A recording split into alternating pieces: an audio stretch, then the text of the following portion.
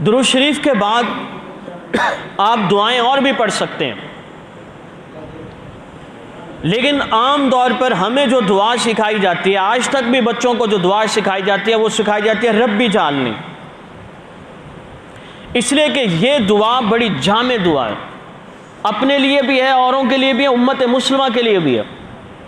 रब्बी जालनी मुकीम अस्सलात, ऐ अल्लाह मुझे नमाज कायम करने वाला बना,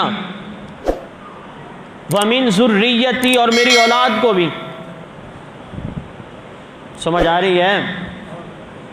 रब्बी जालनी मुकीम अस्सलाती वमिन ज़ुर्रियती, ऐ मेरे रब मुझे नमाज कायम करने वाला बना और मेरी औलाद को भी नमाज कायम करने वाला बना। अब इतनी कामिल नमाज है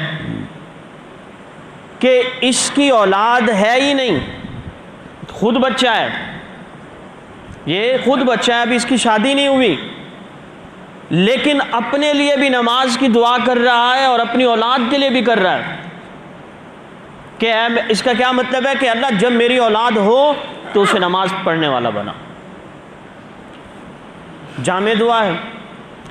रब्बी जअलनी मुकीम अस्सलाती व मिन ज़ुर्रियती रब्बना व तक़ब्बल दुआ, ऐ मेरे रब दुआ को क्या कर ले, कबूल कर लीजिए।